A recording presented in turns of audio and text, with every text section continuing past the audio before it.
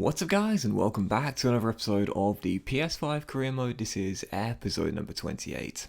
And we start today's episode off with a brief look at our fixtures for September. As you can see, it's a London heavy month this month. We've got Chelsea at home, Crystal Palace away, and Spurs at home in the Premier League, plus a trip to Ashton Gate to take on Bristol City in the EFL Cup round of 32. And a brief look at our transfer budget as well. After a transfer deadline day signing of Courtney House left us with £13 million remaining in our transfer budget, and decided to reinvest that money in a new five-star scout like the board asked of us at the start of the season. Kai Neal arrives, five-star, and today I want you guys to tell me where we're sending Kai. Now there are 5 nations to vote for, and I've done it very fairly here. There's 1 nation from every continent. We've got Republic of Ireland of Europe, South Korea of Asia, perhaps looking for the next Park Ji-sung, formerly of QPR of course, New Zealand of Oceania. I don't think I've actually scouted New Zealand before in any of the years I've been doing FIFA, so that'd be kind of cool, a very unique nation to scout. Also Nigeria of Africa, and the final 2 nations were Canada of North America. Of course, last year we scouted America. I've chosen Canada for the North American nations, and the final nation is in South America, and I don't think I've ever scouted this nation before either. It's Venezuela in South America. So yeah, I've done it very fairly here. 5 different nations, all in different continents, and yeah, the choice is yours. So in today's episode, guys, if you open up the description, you'll find a straw poll, and it will take you to this page once you click on the link, and all you need to do is select the nation you want us to scout and then click vote, and your vote will get registered. So yeah, in the description, click on the link, you'll find this page, and yeah, choose the country you want us to scout. The winner of the poll will be scouted by Kai Neal, our five-star scout, and the second highest amount of votes, second country with the highest amount of votes will go to our 3rd choice scout, Ed Parsons, I think his name is, who's 3-star. So yeah, the choice is yours today, guys. What country are we sending our new top class scout to, and also our secondary scout as well? Let me know in the straw poll. Still, for the first game of today's episode, their first game outside of what was an absolutely crazy transfer window, spending over and raising over £100 million on trying to assemble a new look QPR side. Now we're stuck with this team until January at the very earliest, and taking on Chelsea for the first game of this episode on the back of the win against Fulham in the last game in the Premier League for us.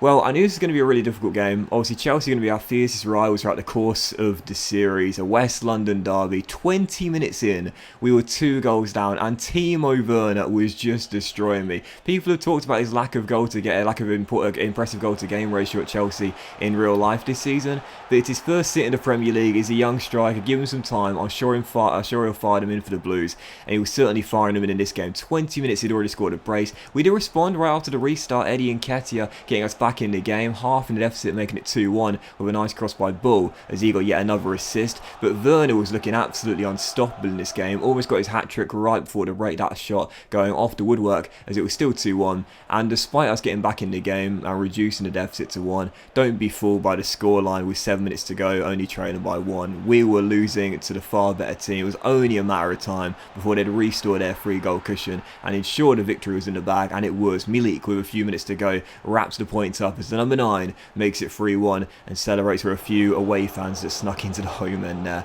Regardless, 3-1 the final score, Chelsea get the win, and no doubt about it, beaten by the far better team in this game without question. Just simply could not handle their attacking prowess. Ziyech was great from the middle of the park, and Timo Werner was practically unstoppable as well. So 3-1 the final score. Disappointing loss there against Chelsea, but you would have noticed as well, I played that game on ultimate difficulty, and in the last episode I played our EFL Cup game against Carlisle and the Fulham game on legendary difficulty. Now obviously we've been talking about difficulty throughout the course of the series. I've had a lot of comments about it. I've discussed it quite a bit myself as well in the audio. I think this season I'm probably going to play all, if not the vast majority of games on ultimate difficulty, because I think I'm ready for the challenge now. In last year's FIFA, ultimate difficulty was at times practically impossible to win regardless of what team you're facing, but the difficulties this year have definitely had improvement. I think legendary's become stronger, there's no doubt about that, but ultimate has become a little bit more realistic, if you will, and you might be managing, Real Madrid taking on bottom of the league in La Liga, and in last year's FIFA playing on ultimate you'd struggle to win 1-0, whereas now it seems a lot more realistic based on who your opponents are. So I think now I'm probably ready for the step up to ultimate difficulty. So yeah, expect from here on out the vast majority of games episodes will be played on Ultimate, but I always show you before we go into the game, regardless what difficulty the game is going to be. I might make an exception and play Legendary on games where, again, we're perhaps taking on bottom of the league, who are winless all throughout the campaign, and, you know, we're in good form, or maybe it could be like an FA Cup game against the League 2 side. Maybe then I'll reduce it down to Legendary for realism's sake, but I think for the most part now, I'm going to play the majority of games on Ultimate and see how we get on. I think hopefully it'll wield some realistic results and some challenging gameplay at that as well. Still, for the second of, I think it's 8 games in today's episode, you are getting treated. We take on Crystal Palace in yet another London derby here away at Selhurst Park. Last year we beat Hodgson's side in this exact fixture in the penultimate game of the campaign and won 3-0 where there was nothing for us to play for. But in this game, starting the campaign off here on the back of the defeat to Chelsea, wanted to bounce back and we get it as well. Eddie Nketiah is just on fire to start the campaign off. We've had the brace in this game. Lovely little finish there. Finish of the first goal, sorry. And then sliding that ball in there. His ball rolled it across the face of the area to make it 2-0 in a very impressive victory. And, you know, I must say, once again, despite losing the game to Chelsea in the last one by 3-1, I think defensively we are going to have another really good season this year. I like Freddie Woodman a lot. We brought in a couple of new centre-backs, Chris Metham and Courtney House, who started that game and did very well too. I feel very confident this year, once again, we can have a really impressive defensive record. Whilst I do want to score more goals, I don't want to forget about our identity. Defence is what our success is built on, and I want to keep it that way. Still, following the game, you would have noticed, unfortunately, we've lost a youth player, Jude Heath, who was one of our highest potential players in the academy, terminated his contract, but I didn't get notified of that. I got notified that someone else wanted to terminate their contract, but not Heath. But unfortunately, he just decided to walk out of our academy without notice. That is really infuriating. And for our third game of today's episode here, we took on Bristol City away at Ashton Gate in the EFL Cup round of 32, and this was an absolutely atrocious game, and I think the penalty shootout probably summed up what happened in the game as well. It was just awful, absolutely abysmal. Even the spot kicks were terrible, but after 9 penalties were taken, only 2 were scored, 1 apiece, and that gave Adel Tarat, captain of the night, to send us in to the last 16 of the EFL Cup if he could hold his nerve and score the winning penalty. Took a while to get the accuracy right, but he did. He slotted it home into the back of the net, and Tarat wins it for us and sends us in to the round of 16. I thought the celebrations were a little bit too dramatic. I mean, it's the EFL Cup round of 32. I wasn't really that bothered, but regardless, after a shocking 90 minutes, the penalties were taken, only 3 scored out of 10, and I had to give man of the match to Ben Foster, the wily old veteran. You saw his tricks there when saving the penalties for making some really important stops. Only conceded once out of 5, saved the other 4. Foster at 39 years old still has it. And whilst I'm gutted we've lost that youth academy goalkeeper forever, Jude Heath, because he actually had really good potential. I think the range was 86 to 92, and I got my hands on my head right now. He would have been one of the best academy graduates we could have had, and I'm so really, I almost swore that, I'm so really annoyed that he decided to terminate his contract without warning me. It is a shame, but at least we know that Foster, even at his old age, is still capable of making big saves in big moments. So into the last 16, we'll take on Everton in the EFL Cup last 16, and that'll be the final game of today's episode. Still, for the 4th game of today's episode, returning back to the Crown Prince Foundation Stadium to welcome Jose Mourinho's Spurs back to matters in the Premier League. So we aim to keep our very impressive starts of the season going, and this man continued his great start to the season. Eddie Nketiah with yet another goal. Goal number 7 to start the season off for our number 9. He is just on fire, but don't call 999 because I like him this way. Nketiah right now is on flames and no one is capable of stopping him. Mourinho was fuming though. He thinks the goal should have been disallowed for offside. Cher might not have touched the ball, but he did deceive De Gea's vision. Did block De Gea's vision and obstruct it. I'm sure VAR would disallow that goal, but in the game it stood. So we went up a goal, making it 1-0 for Nketiah. Harry Kane then levelled it for Spurs soon after and almost put them in front right before the break. That corner headed just wide the post by their number 9 as it was still 1-1. And with 40 minutes to go, a chance for us to win it and claim our 2nd major scalp of the series so far. What a ball this was by Charles Bull. Whipped to the back stick. Absolutely glorious swerve. And whilst it did go all its way to find Chris Willock at the back post, unfortunately, Willock couldn't keep his composure and hit the ball goal against the post. Final score, QPR 1, Spurs 1. We'll certainly take the point now whilst we got dominated in possession. We look very threatening when going forward, and whilst Manchester United in the FA Cup semi-final remains our only scalp for now, I think the first one in the league is coming at some point. We were very close to winning that game there at the end. Had Willock had better composure, we would have done so. 1-1 the final score, and I'll take the point against one of the best teams in England. So, yep, following that, as you can see, 7 games into the season, 3 wins, 2 draws, and 2 defeats for QPR. We currently sit in 10th place right now. It's been a very decent start to the season. We're way clear of the bottom 3 with Leicester, Burnley, and Fulham, and we owe much of this impressive start to our 2 best players of the campaign so far. Eddie Nketiah leading the race in the race for the Golden Boot with 7 goals in 7, and Charles Bull already has 6 assists in 7 games as well. That's half of what he got throughout the entire campaign last year, where he won the assist title. Charles is just a walking assist. But also following that as well, I had to show you this.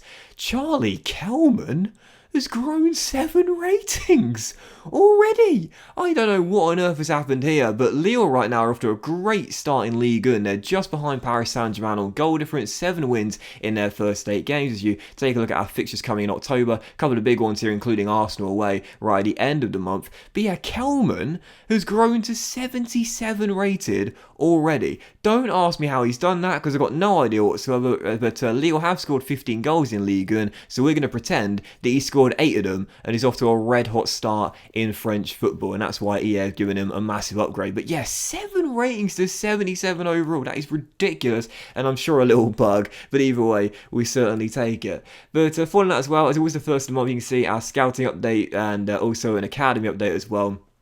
I think our second scouting update from England, and look who we've got as well. Well, I'm gutted about Jude Heath walking away, but it might turn out to be a blessing in disguise. Austin Birch, 68 rated already. That might be one of the highest starting overalls I've had when putting a player in my academy. I can't think of any other player that I've put in my academy that's had that high of an overall straight away in the youth team. That's ridiculous. 68 overall, 17 years old. I love the 75 GK kicking already on the young goalkeeper. So maybe, just maybe, whilst we're glad that Jude walked away, that could prove to be a blessing in disguise, because Austin looks like an absolute monster already at 17. I'm giving him a pro deal very quickly, man. I'm not risking him walking away like Jude did as well. Still 45th game of staying at the Kyle Prince Foundation Stadium, now welcoming Aston Villa, a newly promoted side, back to the Premier League for season 3. Early on to the game, deja vu. Chris Willock should have converted a great ball by the ball, but sadly got his feet mixed up there as he couldn't squeeze it in from close range. But the ball said in the second half, I'm going to take matters into my own hands and scored his first goal of the campaign as well. Sent down left hand side, steps in field, makes it 1-0 and puts us in front. Charles, first goal of the campaign. You love to see it, and he was at the heart of everything in this game as well. He thought he got yet another assist a few minutes later, linking it with Nketiah. These two have got a fantastic bromance to start the campaign off. Lovely cross from the left hand side, whipped into the centre. Driven crosses this year in FIFA, by the way, guys, are really, really OP, so definitely utilise that if you get the chance. But Nketiah sadly had his goal ruled out for offside, as it was still 1-0, and with 3 minutes to go, well, FIFA and football do be like this sometimes. You dominate all game long, but you only score once, and then right towards the end you slip up and allow your opponents to get themselves the leveller. Exactly what happened. Jack Grealish found a little bit of space and he fires it into the bottom corner to give Aston Villa their equalising goal, and a credible point away in West London as well. Such a disappointing throwaway though right towards the end of the game. Should have had that game wrapped up. It should have been in the bag. Instead, we allowed Aston Villa to score that late goal there and slip up. And if we are to finish in the top 10, those are the games where we need to see out and ensure we do get the win. Unfortunately, could not hold on to the 3 points there. Still, for the 6th game of today's episode, now taking on Brighton and Hove Albion here away in the on the south coast, aiming to get back to winning ways after none in our last 2. Very, very nervy, tense and cagey affair. This one, not much going on. Brighton had a chance towards the end of the game, but Chris Meffer made a really important block to keep it at 0-0 on Tammy Abraham, and with 3.5 minutes to go, oh my word, how did he squeeze it in? Charles Bull wins it for QPR, his 3rd game winner in professional football. Oh my goodness gracious me, the first one at the Den against Millwall in Season 1, then against Wycombe Wanderers, none last year, but this time in the Premier League against Brighton, first game winner in the top tier. He gets us the game winner, but I'll be honest here, Walton will want that back. It is absolutely atrocious goal goalkeeping from Walton, flummoxed by Bull. He probably thought he'd smash it, instead he chips it down the middle. Walton should have saved it, he didn't get anything on it, and Bull wins the game with 3 minutes to go. A moment of, well, fortune. I was going to say a moment of magic, but it really wasn't. It was awful technique. I thought Walton was going to go to ground. He never did.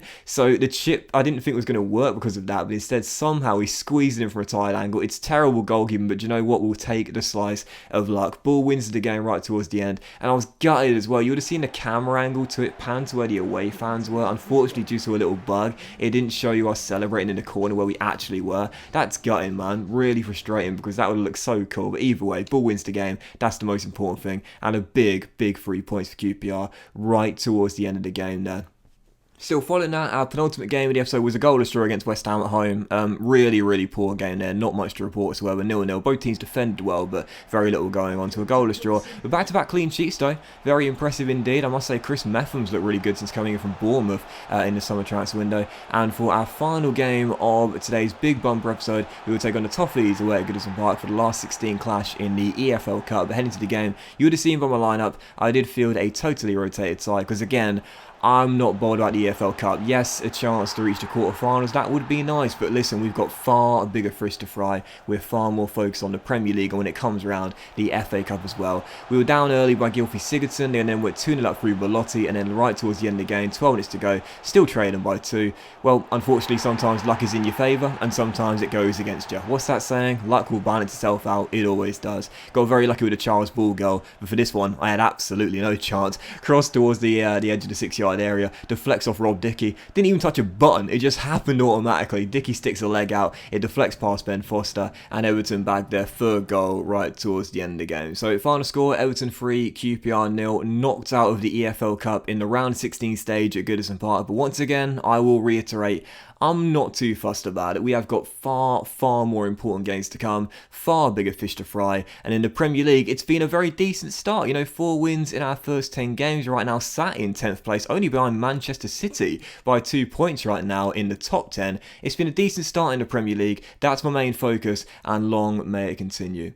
But that was this episode of the PS5 Career Mode, guys. So big thank you for watching. If you have enjoyed it, and if you have enjoyed today's episode, then please do drop a like. Much love to you all. Have a fantastic day, and don't forget to vote for where we send our new 5-star scout out to. The straw poll is, of course, in the description. Have a great day, guys. Much love. Don't forget to vote, and I will see you for the next episode of the PS5 Career Mode, where we send out our youth scout very soon.